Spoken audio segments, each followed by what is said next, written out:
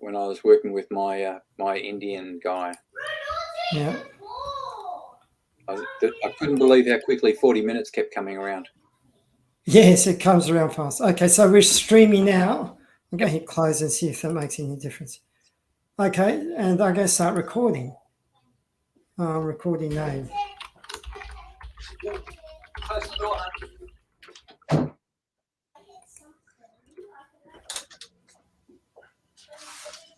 Okay, Nobby.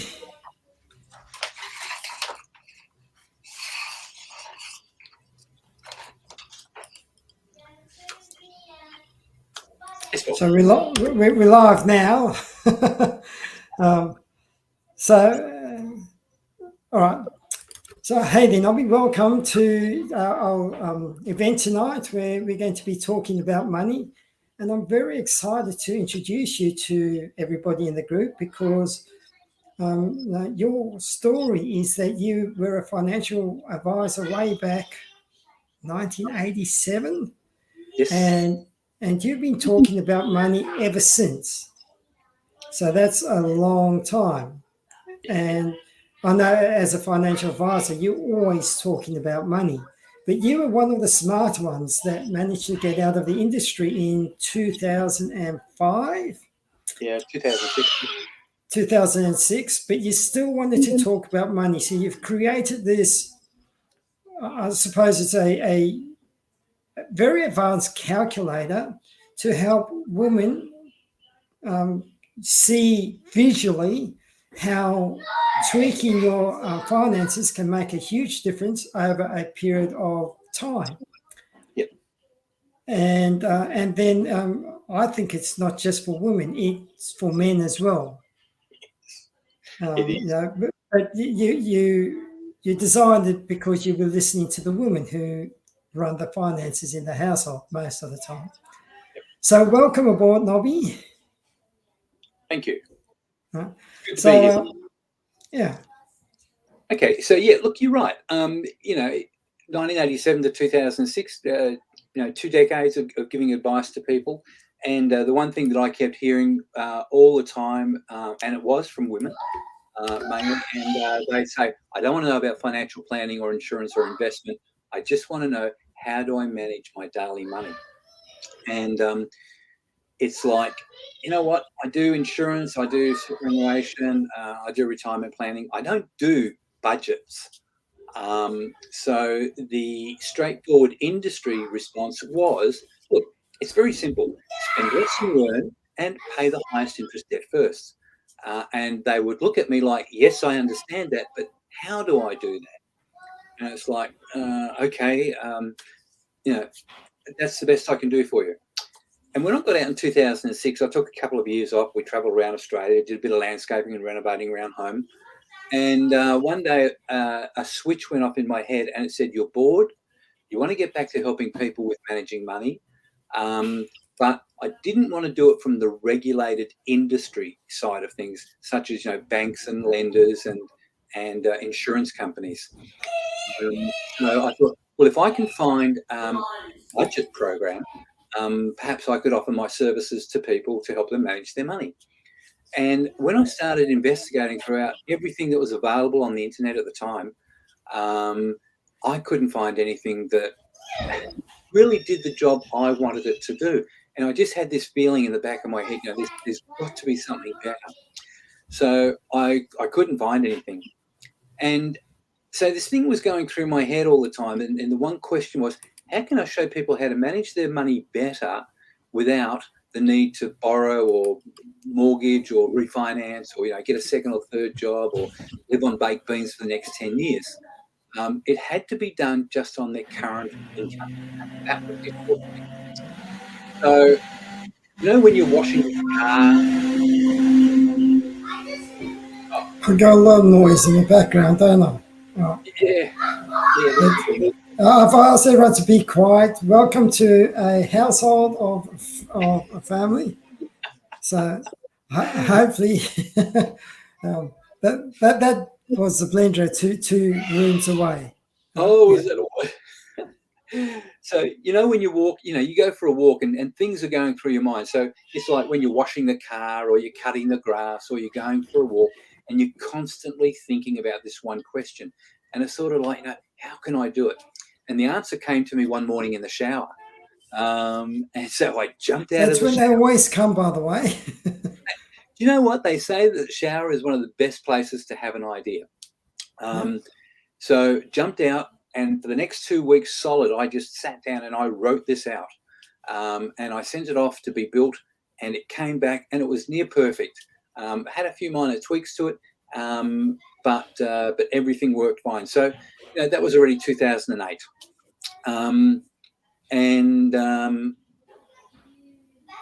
That was how I created the program.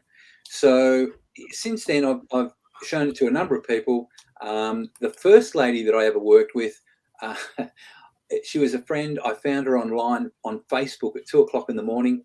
I said, "What are you doing here? This time of the day, morning?" And it was like, "We've just upgraded to a people mover so that my 2 babies are going to be safe rather than in the old jalopy that we had." And I did my budget, but I'm frightened that it's not going to be enough money to pay for the car payments. And I'm scared they're going to take the car away from us. And I said, "Look, don't panic. I'll pop around on Friday and let's go through this program and see what happens." So we did that. I popped around there. We put all the information into the program. And at the end of an hour, she was over the moon. And she felt a lot more comfortable because now she could see the future. This is what's missing in programs like budgets. Budgets and all financial programs are based on money in, money out, and what's left over. And for a lot of women, what they say to me is, "If that's all that's left over, I'm not giving up my glass of wine on a Friday night." And they didn't want to give up their shopping or their shoes or the dress in the window or anything like that. But they didn't have control over their money. So the program is a fast track or a shortcut to success if the people use it. And that's the important thing. Like any tool, you've got to use it. Absolutely. And now I think what we're going to do is we're going to actually have a demonstration, and I believe it's a demonstration of your first client, but Yep. we're going to just show you the simple tweaks that you can make that over a period of a lifetime can make a huge difference. It will take you from the 95 who are either dead, they're broke, or reliant on somebody when they retire, to somebody that's either financially able or rich. So how about you introduce that, and I'm going to just quickly step out and tell my son to shut up. Okay, so we'll start screen sharing, I guess. So let's see if we can get in there and share that. And then perhaps you could tell me if that's actually showing up before. Okay, I'm back. Yeah. So how are we going? Are we seeing that results and advanced report? I can see the advanced report, absolutely, yep. Okay. So for those who are watching, the results and advanced report came about because what I wanted to do for people was I wanted to prove to people that what this program will do before you decide to invest or not invest in it. Okay, and investing is a very important word when it comes to anything like this. The same as you do with financial planning. It's all about investing, making important financial decisions. And in this particular case, you can see that these people had debts of $353,000. See if I can't just make that a bit bigger. Oh, there we go. So they had debts of $353,000. There we go. That's better. Nobby, I've just had a look on Facebook, and I don't know if we can actually see the demonstration in Facebook. Right. Which I suppose is one of the issues.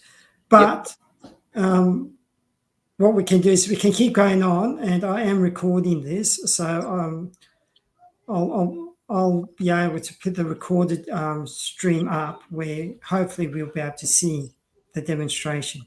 But I Yeah. don't know why it's not in the in that thing. Yeah, if it's streaming out to Facebook and YouTube, it should be there. But look, I can keep going. That's fine. It's not a problem. And That's right. edit it later on. It's not a problem. Yep. Thanks. Sorry, Billy. So we've got someone saying we can't see it. We can't see it. Oh, Thanks, no. Bill. Yeah, but that's Okay. all right. If you can just continue on. Oh, now we can. I don't know what you've done. You've done something, and now I can see it. Really? Yeah. So I, keep going. so thank you, Billy. I hope you can see this. So what's happened here is these people have total debts. They have a $300,000 mortgage and they have $53,000 worth of personal debt. And on top of that, what they're going to pay is $265,000 worth of interest over the next 30 years. And you can see here the orange is the 30 years, and you can see the $265,000 is the interest. On the other side, if they follow what the Money Rules program tells them to do, and keeping in mind, we've not made any changes here. This is just following what the program tells them to do. Instead of paying $265,000 in interest, they'll pay $169,000 in interest, and instead of 30 years, they'll be out in 21 years. Now that's all of their debt over that period of time. So here's the $265,000. Here's the $169,000. This is the 30 years, and this is the 21 years. And when we look down here, what we're going to save them between those two is $95,000. And we're going to save them close on 9 years. Keeping in mind, we haven't changed a thing. Okay. Now, the red line, if you look at this graph, that red line is the mortgage period. That's a 30-year mortgage period. We've saved them 9 years. So we come back to this point here, and that's on the 21 years. At that particular point in time, if they take the same money that they were paying on their mortgage and their debts over that next 9 years and invest it at the same interest rate that they were paying on their mortgage, they could end up with $201,000, $202,000. And that is, this graph is the whole premise of the program. And that's the important thing. But people never get to see it. And that's the real shame, because it's like trying to tell young people, start saving way back here. And the young person says, oh, look, you're an older person. Times are different now. They're not like when you were our age. But the reality is nothing has changed. If they start saving back here, they could have a fortune up here. So this is the first report. After we've been through the program with clients, this, and I'm hoping that you're seeing this one, is the second report. And where are we there? Yep, beautiful. Yep, there we go. Okay. So this is the second report. There we go. So we've still got that original presentation that's over here, the 265,000 in the 30 years. But what we've done is we've been through the program with them. We've made some changes. And instead of cutting off instead of being 21 years, I'll just see if I can slide that in there. There we go. So we can do the comparison better. So instead of 21 years, we're down to 11 years.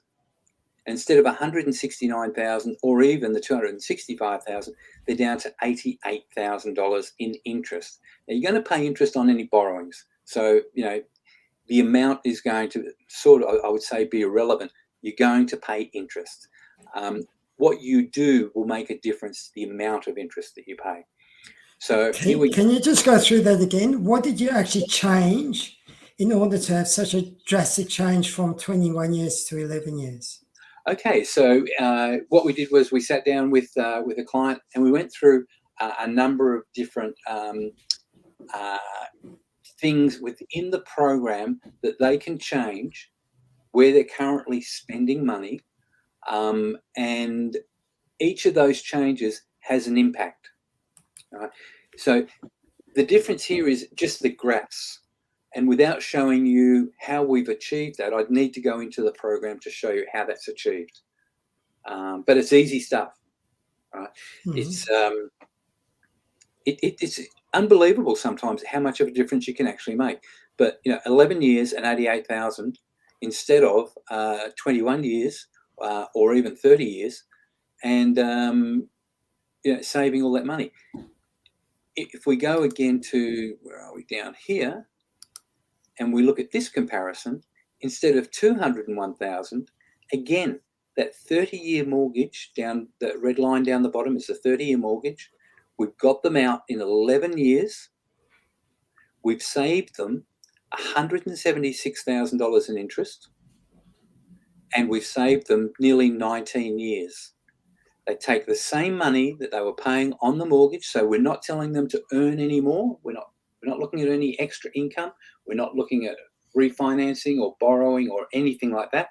This is exactly the same situation they're currently on. They take that money, they invest it at the same interest rate, and let's say this is 4 or 5% or whatever it is, and they invest it over that same period of time, and they could have over $1 million. That's a massive difference, and $1 million is a big difference in today's. If you have $1 million when you're retired and your house paid off, that's starting to look like a better retirement than just getting there, having the mortgage just paid and no money in the bank. What you've got in your superannuation, which I think you and I will agree, it's going to be roughly, for most people, between $250,000, $300,000. Yeah, that's got to last you the rest of your life. Absolutely. People are in a big hole. And look at today. Look at what inflation is doing today. It doesn't matter that interest rates are only 4 and 5%, because most of us in the older age bracket, we were doing 13 to 18 to 21%, and we lived through that. We coped with that. But the problem today is that inflation is costing everybody in everything. It's affecting your daily living standards, and it's eating into your gas and your electricity. They're talking today about a 35% increase in power for next year. So what I want to do quickly is just explain to people, because you and I have been talking about money for all our lives. Inflation is just the cost of goods and services becoming much more expensive. Yes. So for those people going, what's inflation? That's what inflation is. And what that really means is that your dollar doesn't go further. So that was very impressive. And that was just one tweak that you showed us that will make $1.1 million. No, that $1.1 million was actually, we went through their actual whole situation to get them to that. The first one, there was no change whatsoever, and that would get them to the $200,000. Right. And that is where a lot of people, as you know, the average retirement fund, the median across most people, $200,000. And that's for the higher level people. Most of the people are actually below $60,000 because they put nothing into their supers. Yeah. So it's not going to last very long. You get to retirement, you've still got a mortgage and debt to pay off, and there goes your super. Yeah. So using this program, you're able to plan so many years ahead. And I think this is where financial planning as such is a misnomer. Women used to say, I want financial planning, but you're selling me insurance and retirement planning and everything, because that's what we had at the time. And the name was given financial planning. What people wanted was financial advice, I guess. So look, and what I'll do is I'll jump into the program itself, and that will perhaps make a little bit more sense. Okay. So here we go here. So has that popped up? I'll just check in Facebook. It's popped up on our screen. I think there's about a 20-second delay. So we'll see what happens. Yes. Yeah. Yes, some of them do have that delay, Oh, don't they? maybe it's a minute. I don't know. But Okay. can see Paul. Paul, is this okay? So someone's asked, is this recorded? Yes, this is recorded, so it's all good. And yes, it did pop up, so it's about a 30-second delay. It's about 30. All right. So this is going to be, I'll try and slow it down so that you can keep up with everything that I'm talking about, which will end up being a little bit difficult. All financial programs work on money in and money out. So we have income and we have expenses. And in this particular screen, we take into account Sam and Sally's income. And for that delay that's coming through, we're talking about Sam's income being $45,000 a year, which is annual, which means that it's $37.50 per month. And we know when it started, and we know when it's going to end. And part of this is the secret to the whole program as well. And Sally's income is much less. She gets paid fortnightly, and her net monthly is $28.70. And she's also stopping work about 20 years before Sam. So that's an important thing. They have other incomes, and child support is an income, and the child support here is $166. And they also have a family allowance, which is $300. So when all of those are totaled up, it's on the right-hand side at just over $7,000. So the next place to pop into is their primary property. So this is the house that they live in, unless they're renting. And if they're renting, it's a different situation. It becomes an expense rather than a bill, a mortgage. So it's their home. It's valued at $650,000. They currently owe $300,000 on it. They're paying it monthly at $1,450. The interest rate 4.1%, and the number of payments 360 because there's 30 years, and it's an adjustable rate mortgage, not a fixed interest, and they have their lender as their bank. So I'm just going to keep going through this even with the delay, and I'm hoping it'll be able to catch up. The delay, I think, is just keep talking, and it's just normal. That's all. Yep.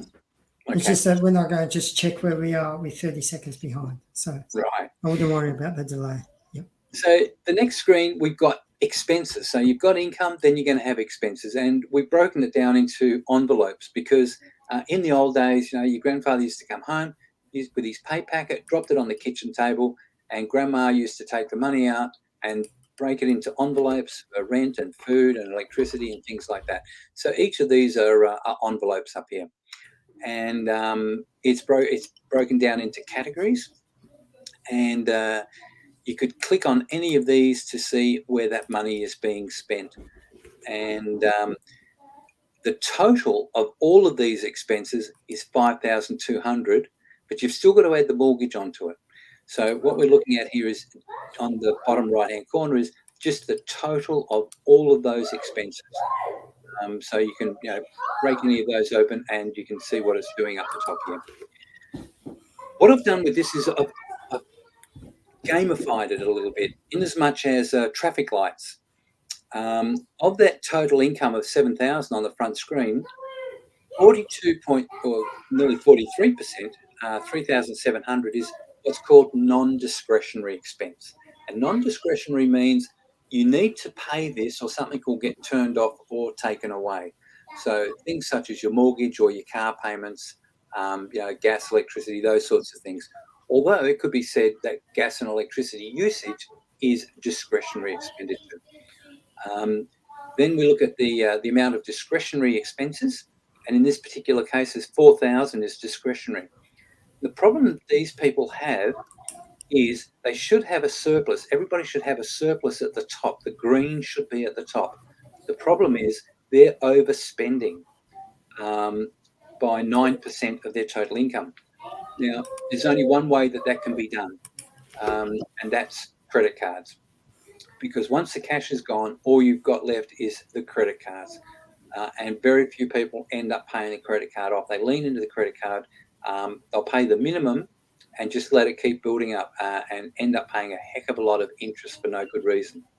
And one thing I want to say about credit cards is that's the most expensive debt there is. Yep. You're paying what's it, 22%. And Yes. that's one of the reasons why people can't get ahead is credit card debt. It's kind of like criminal what they get away with. So, yeah, Yes. And nobody stops them, do they? It's profits. that's right. The big banks. Yeah.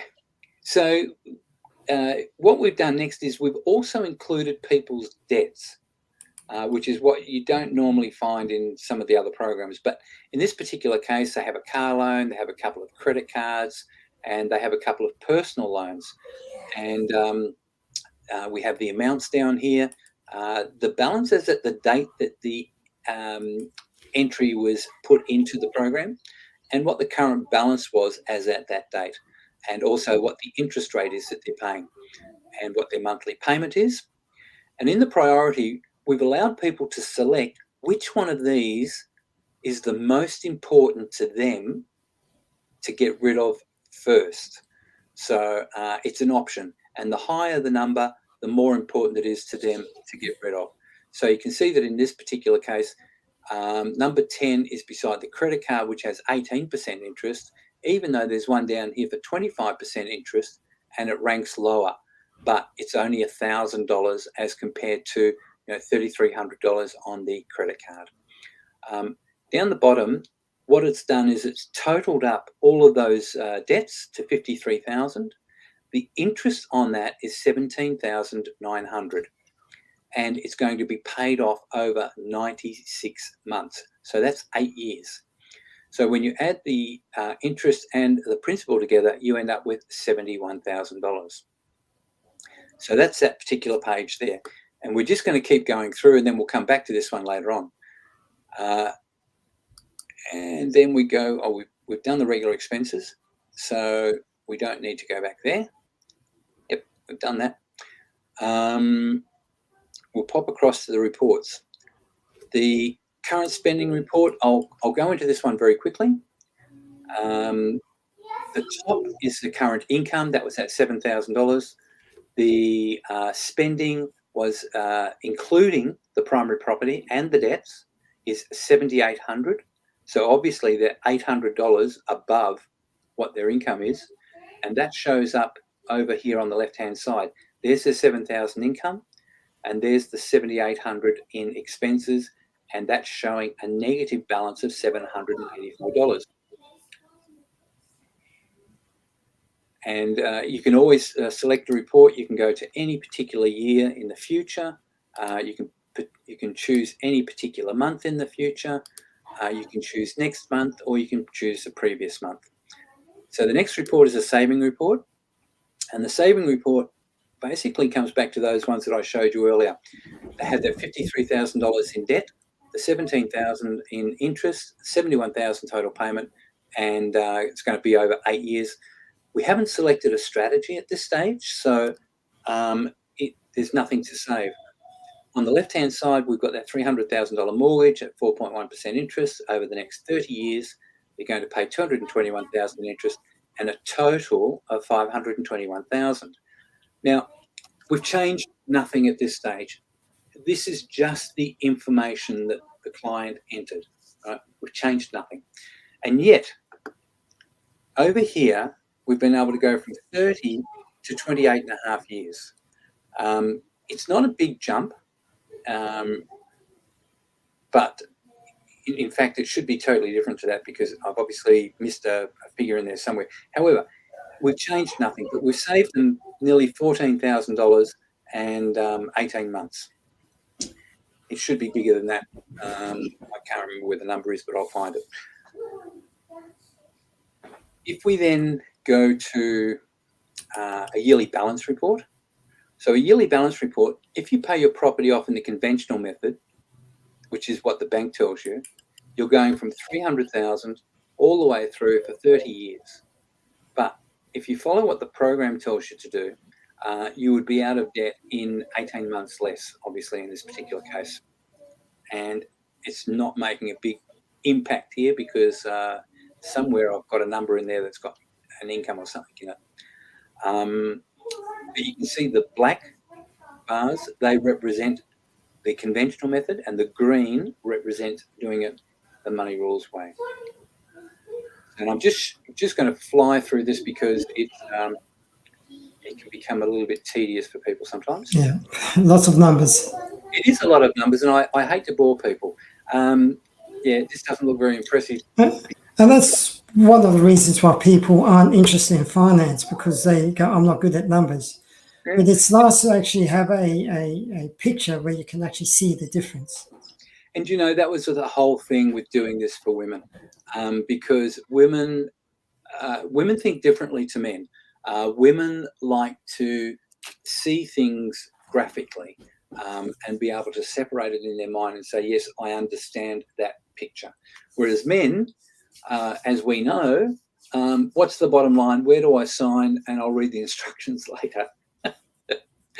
Yes. So we're pretty good like that. So if you look at this graph and you think, okay, go back to that original one that I showed you that looked like this, and that's what it should be looking like. So I don't know what happened to that number, but I'll find it. And then what it's saying here is that these people have saved $14,000 in interest. They've saved 1.5 years in this particular case.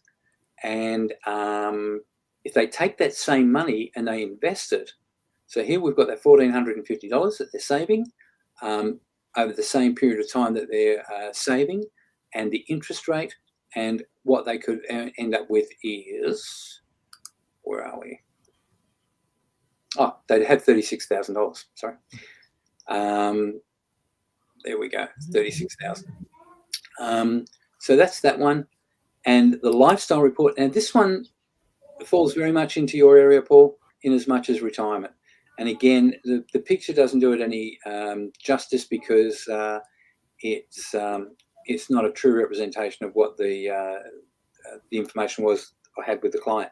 But in essence, what it's saying is at the end of that 30-year period, these people have only saved $36,000. It's only going to last them like 2 years into retirement. They're going to have to do more than that for retirement, and they're going to end up living in poverty, down this track here. So, look, in essence, that's basically the program. Would you like to see me go through and make some changes? Yeah, I was wondering, can we go through one strategy? And I think the strategy that I'd like to see you do is just, you've got all these debts, yep, and just how easy it is for you to make a difference on the paying the debts, yep, and how they will play out over a period of 20, 30 years. Yep. Okay, so what we've got is we look at the debts, and this is where I said we'd come back to it. One of the most important things that people say is, should I pay off a high interest debt first, or should I pay off the lowest balance first, or should I pay it off in the order that I want to pay it off? I'd like to get rid of this one first, and I'm adamant about that. So what we can do is we can test that. So what we've gone to is Snowflake, which is conventionally recognised as being the lowest balance. So it's that $1,000 there. So you can see here's the $1,000.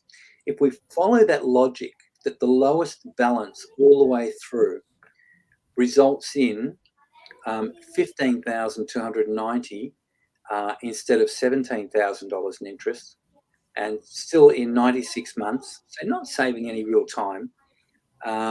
So that's the first strategy. Let's have a look at the highest interest debt first. And as quick as that, we've gone from 15,000 down to 13,000, and from 96 we've dropped down to 82 months. So we're down to 67,000 in total. Can any of the others do better? Perhaps just the way that it's entered into the table. No, that's gone up. So, we can tell as quickly as that it's changed.